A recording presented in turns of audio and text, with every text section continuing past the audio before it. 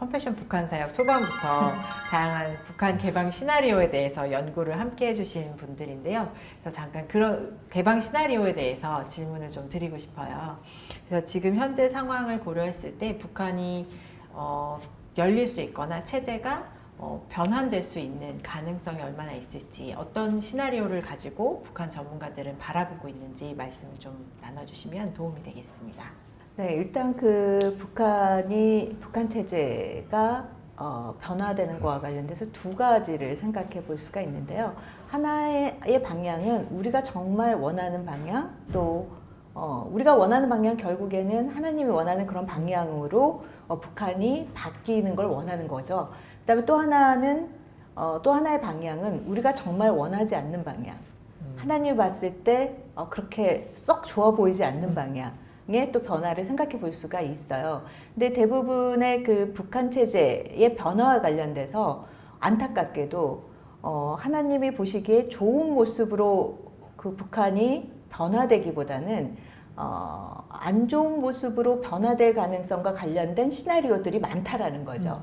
근데 모르겠어요. 궁극적으로는 또 하나님이 바라보는 시각과 우리 사람들이 바라보는 시각엔 또 차이가 있기 때문에 어떤 거가 더 선한 결과를 가져올지 모르겠지만 인간의 생각에서, 인간의 머리에서 생각해 볼 수 있는 여러 가지를 한번 그 변화와 관련돼서 생각해 본다면 여러 가지를 생각해 볼 수가 있겠죠. 그동안의 인간의 역사를 통해서 바라봤던 그러한 그 체제 변화를 겪었던 국가들을 봤을 때 생각해 볼 수 있는 걸로는 어떻게 했을 때 북한 체제에 영향을 변화가 올 수 있을까? 일단 김정은 체제 자체를 흔들리게 할 수 있는 요인들이 뭘까에 초점을 맞춰 볼 수가 있겠죠. 그럼 여러 가지가 있는데 그 중에 하나가 엘리트가 김정은 체제에 등을 돌릴 때, 그리고 그 엘리트 체제에서도 주요 엘리트 중에서 또 만약 그 특정 군부, 무기를 갖고 있는 그 군부가 만약 등을 돌렸을 때, 이런 것도 생각해 볼 수가 있고요. 또 하나는 김정은 체제에 들어와서 애민주의를 굉장히 강조를 하고 있어요. 애민주의를 강조한다라는 건 결국에는 북한 주민들이 김정은 체제에 등을 돌렸을 때, 그랬을 경우 우리 지금 쉽게 말한다면 그건 봉기가 되겠죠. 네. 그런 걸로 통해서 북한 체제가 변화가 될 수 있지 않을까.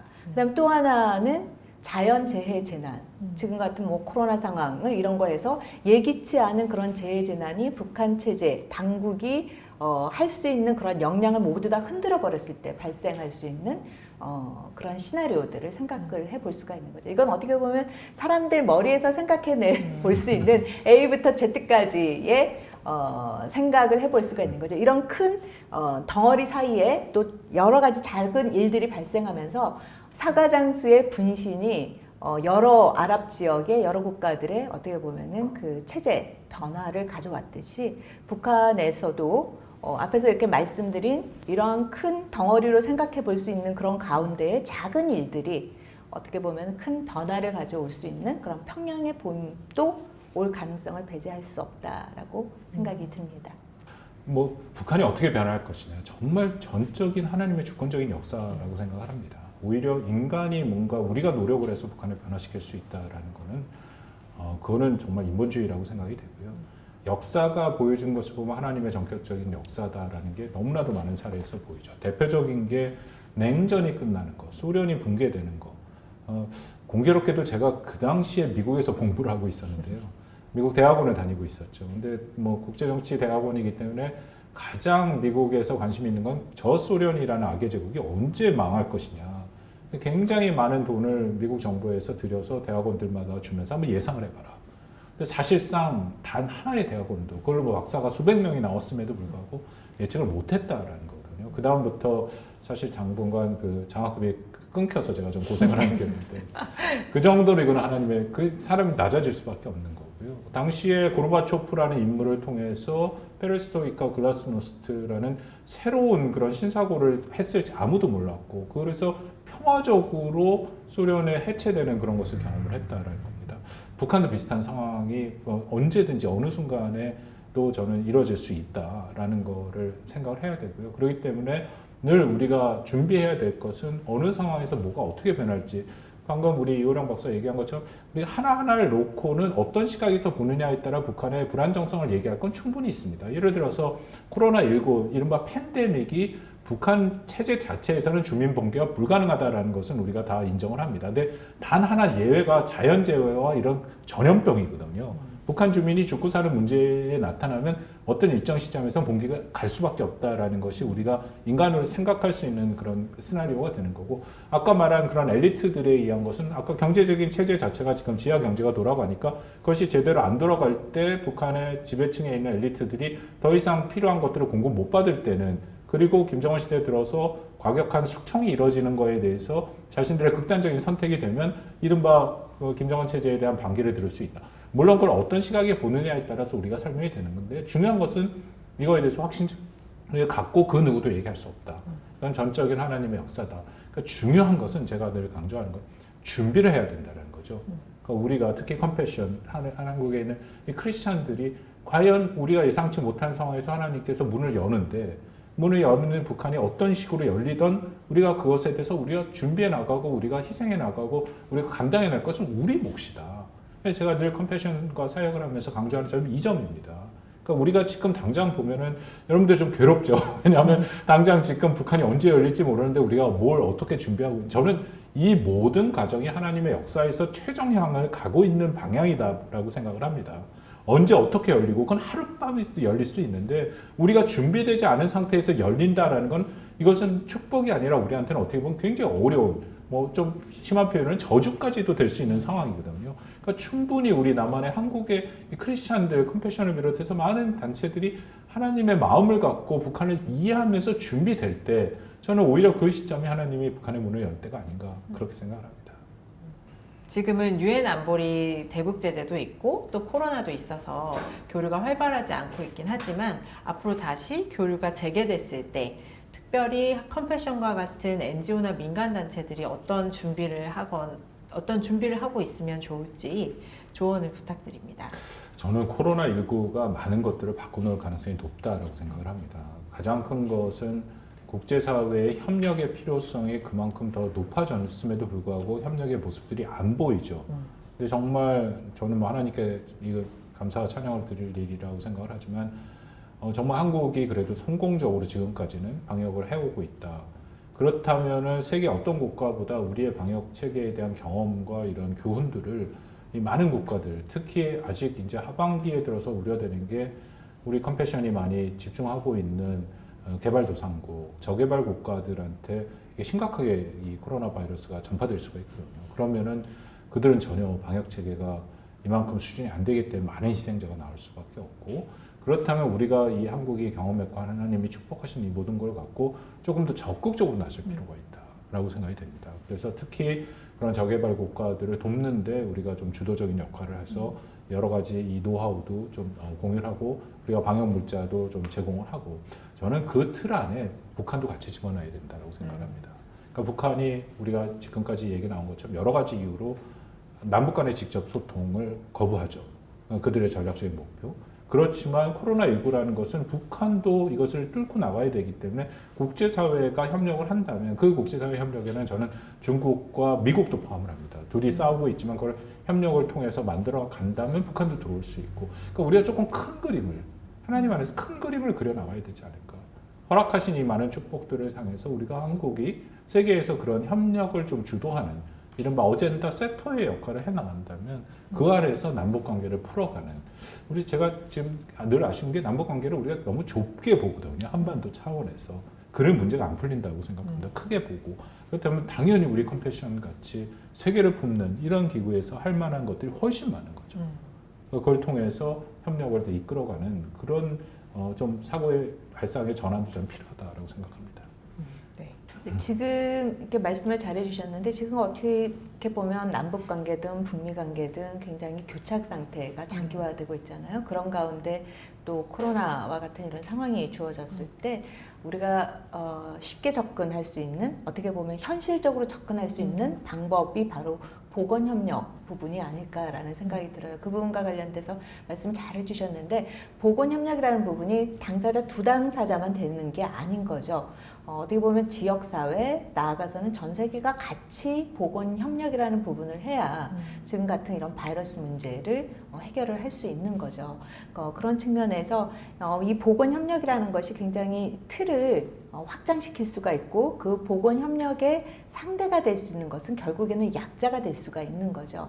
그래서 약자들에게 그러한 것이 도움이 충분히 전달될 수 있는 그런 환경을 만들어주고 그런 협력체제 하에서 북한도 당연히 들어와야 되고 그랬을 경우 북한 입장에서 생각할 때 이거는 남북관계라든지 북미관계라든지 이런 정치적인 맥락이 아니라 그야말로 보건이라든지 긍정적인 측면에서 나도 전 세계의 하나의 일원으로서 이 문제에 동참할 수 있겠구나.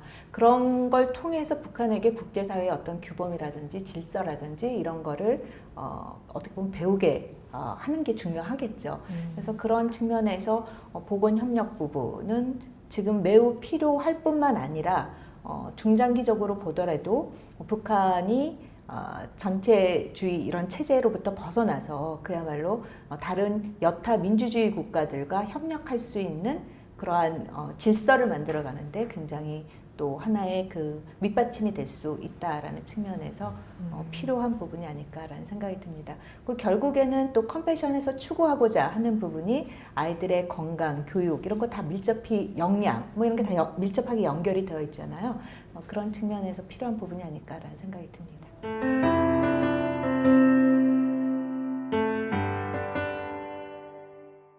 뭐 저는 늘 강조하는 게 북한을 알아야죠. 그러니까 단순히 피상적으로 아는 것은 아니라 정말 북한을 안다라는 것은 지금 한국에도 적지 않은 탈북민들이 와 있고 또 그들이 살았던 삶의 모습은 우리랑 매우 다르고 그러니까 그들이 있는 그대로를 우리가 받아들이는 거 저는 그것이 민족의 동질성 회복이다라는 건데 제일 중요하다라고 생각을 합니다.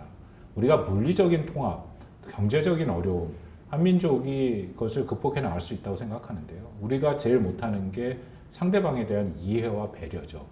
근데 그런 부분들이 약하기 때문에 만약 이 상황에서 이 북한의 문이 열리면 우리가 북한 주민을 과연 동등한 우리의 동포로서 형제자매로 받아들일 수 있을까? 아쉽게도 안타깝게도 그럴 가능성이 정말 낮다라고 생각이 되거든요. 그렇기 때문에 우리 교회, 특히 컴패션과 함께하는 우리 교회에서는 더더군다나 북한에 대해서 알고 그들과 같이 울고 웃을 수 있는 그들을 있는 그대로 받아들일 수 있는 북한을 제대로 아는 그런 준비가 반드시 필요하다라고 생각합니다. 저는 거기에서 덧붙여서요. 북한을 아는 것도 굉장히 중요한데 북한을 알아가는 과정에서 어떤 부분에서 협력을 해야 되고 어떤 부분에서 지원을 받아야 되는지에 대한 절차적인 측면에 대해서 정확히 하는 것도 매우 중요하다라고 생각이 들어요.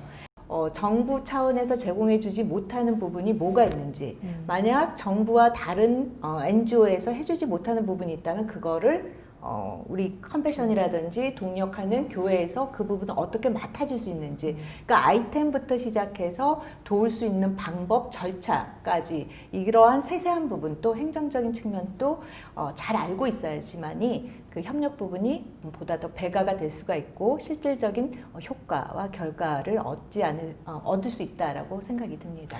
더불어서 좀 덧붙이면 사실은 컴패션의 모델이 제일 완벽한 모델이죠. 물질적인 도움을 물론 우리가 그것을 비중을 낮추는 건 아니지만 그보다는 전인격적으로 그런 아이들과 한다라는 것은 이것을 국가가 할 수 있는 것은 상당히 한계가 있습니다. 그러니까 저는 역으로 이게 어느 일정 시점 되면 우리 컴패션이 하고 있는 이 프로그램을 우리 정부에 입력할 필요가 있다고 생각이 됩니다. 그러니까 정부에서 갖고 있는 거 저나 이 박사 잘 알겠지만 굉장히 물리적인 것들이 많이 있거든요. 제도를 어떻게 하고 어떻게 지원하고 근데 그거보다는 정말 더 기본에서 그들의 인간의 가장 기본적인 것을 충족시키고 제대로 된 전인격적으로 자라날 수 있는 그런 양육을 하는 컴패션의 그런 모델을 오히려 역으로 정부한테 저희가 좀 정확하게 전달해서 그 방향으로 갈 수 있도록 하는 것이 좀 필요하다고 생각합니다. 기본적으로 북한은 종교의 자유를 탄압한다, 억압한다 이런 거 사용하고 있지 않아요. 우리 다 알고 있죠. 북한의 종교의 자유는 허용되지 않고 북한의 당도 노동당 하나다라고 하고 있지만 걔네들 법률이나 이런 거를 보면은 헌법이나 보면은 다당제를 취한다라고 돼 있어요. 그 정도로 실질적인 법률 내용과 제도와 현실 간의 갭이 굉장히 크다라고 볼 수가 있죠. 북한 또 안에 뭐 천주교도 있고 뭐 천도교도 있고 원불교도 있고 뭐 여러 개 다 있어요. 그러나 실질적인 종교적인 탄압이 있다라는 건 뭐 누구나 다 아는 사실인 거죠. 그랬을 경우 미국이 대북 제재가 해제가 되는 그런 과정에서 종교의 자유를 대외적으로 북한에게 이야기를 한다라고 했을 때 북한은 자기네들 그동안에 만들어왔던 그 법률을 보여주면서 우리는 억압하지 않았다라고 이야기할 가능성이 굉장히 높다라는 거죠. 그럼에도 불구하고 우리가 인권 문제를 이야기했을 경우 앞에서도 말씀해 주셨는데 우리가 인권 이야기를 계속 하니까 북한이 김정은 체제에 들어와서 처음으로 인권 백서를 발표를 해요. 그저 그런 것처럼 우리가 비록 북한이 우리가 이렇게 이야기했을 때 걔네들의 반응은 빤해라고 하지만 그것을 계속적으로 요구했을 때 북한도 거기에 상응하는 그런 조치를 취하더라라는 거를 이때까지의 경험을 봤을 때 보여줬기 때문에 우리가 종교의 자유 또 기독교 이런 거는 저는 대외적으로 끊임없이 이야기를 해주는 게 북한이 그나마 뭐 우리가 이렇게 이야기했을 때 100가지 변하진 않더라도 저는 2, 3 정도만 변하더라도 그것이 작은 씨앗이 큰 결과를 가져오는 그러한 계기가 되지 않을까라는 생각이 듭니다. 저도 이런 생각이 들 때가 있어요. 과연 통일이 필요한가? 오히려 차라리 우리가 통일이라는 것 명제 때문에 지금 북한이 저러는 거에 대해서 우리가 참고 인내하고 이래야 되는 게 아닌가. 만약 보통 국가 대 또 다른 그냥 우리를 이웃하는 국가라면 북한이 저렇게까지 특수성이라는 거를 담보로 해서 우리한테 저렇게 할 수 있을까에 대한 굉장히 회의적인 생각이 들 때가 많아요. 그랬을 경우 나도 이런 회의적인 생각이 드는데 우리 다음 세대들에게 너희는 통일을 해야 돼 라고 하는 것이 과연 먹힐 것인가 에 대한 그러한 의문들이 저 스스로도 굉장히 많이 들거든요.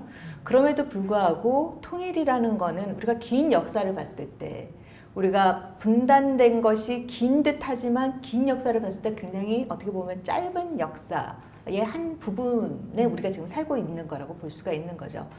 그런 측면에서 통일이라는 것은 어떻게 보면 우리가 달성해야 되는 그 목표인데 그 달성해 가는 과정에서 저는 무엇보다 중요한 게 통일이라는 걸 너무 앞에다가 강하게 내세우기보다는 만약 우리가 북한과 자연스럽게 다른 국가를 가듯이 갈 수만 있다면 쉽게 오고 가고만 하더라도 그때는 많은 변화의 바람이 있고 그런 과정 중에서 북한도 스스로 변하고 교류와 이동을 통해서 많은 변화가 이루어지면서 공감대가 형성될 때 자연스럽게 통일이 만들어지는 것이 더 바람직하지 않은가. 우리가 지금 바로 통일이라는 목표를 너무나 강하게 내세우고 거기를 위해서 막 온갖 정책을 만들어서 어떻게 보면 우리의 머리를 그쪽에다 이렇게 한 방향으로 맞추기보다는 어떻게 보면 자연스럽게 첫 번째 단계로는 어떻게 하면 북한을 다른 국가에 가듯이 편하게 왕복할 수 있는가에 더 초점을 맞춘다면 오히려 통일이 더 우리가 생각했던 것보다 목표했던 것보다 더 빨리 올 수 있지 않을까라는 생각이 듭니다. 통일표 5분짜리를 한번 말씀을 드리면 두 가지를 저는 늘 얘기하는데 통일이라는 건 우리가 예상치 못한 데 발생할 수 있다. 뭐 아까도 여러 번 말씀드린 냉전이 끝나는 소련의 붕괴 아무도 예상 못한 것처럼 통일이라는 것도 우리가 예상 못한 상황에서 올 가능성이 매우 높다. 그렇다면 우리 입장에서는 준비하고 있느냐 안 하고 있느냐가 통일이 왔을 때 하늘 땅의 차이가 있다. 그렇기 때문에 통일에 대해서는 우리가 늘 준비를 해야 된다는 게 첫 번째 이유고요. 두 번째는 그렇게 해서 통일이 된다면 우리에게는 새로운 기회의 창이 열리는 거죠. 한국이라는 사실 이 규모의 경제가 안 되지 않습니까? 이번 코로나19로 더 느꼈지만 우리가 내수 시장이 작아요. 일본 같은 경우에는 내수 시장 비율이 80%고 해외 의존도가 20%, 우리는 딱 반대로 20대 80입니다. 코로나19로 여러 가지의 어려운 상황이 계속된다면 우리는 내수 시장을 키워야 되고 또 하나는 우리가 한국이 돈이 없는 건 아니죠. 자본은 있지만 투자처가 없는데 북한 같은 경우에는 사실 투자처로서 여러 가지 매력이 있는 지역이죠. 물론 이 모든 거를 얘기할 때 제가 늘 강조하는 한 가지가 있습니다. 그거는 북한을 경제 식민지화하면 절대 안 되는 거죠. 그러니까 흔히들 너무 쉽게 얘기하는 게 한국의 자본과 기술력이 북한의 값싼 노동력과 합치면 우리는 부강한 통일 대한민국이 될 수 있다. 굉장히 잘못된 얘기입니다. 그것은 식민지 시대 일본이 한국한테 했던 거를 우리가 하겠다라는 거고, 그것을 우리 북한 내에서 나름대로 스타트업이 나오고, 북한에서도 북한판 삼성이 나올 수 있도록, 북한판 구글이 나올 수 있도록 우리가 도와주는 그런 역할을 해야 된다. 그것만 우리가 유의한다면 통일은 우리한테 기회가 될 수 있다 생각하고요. 개인적으로는 뭐 이 박사는 통일이 별로 마음에 안 드는 것 같은데, 나는 저기 그 옥류관 가서 냉면을 먹으려면 거의 통일에 준하는 상황이 아니면 저는 북한 가기가 쉽지 않은 사람이기 때문에 통일이 필요합니다. 난 옥류관 냉면을 꼭 먹고 싶어요. 그래서 나 백두산에 그 백마도 한번 타보고 싶어요.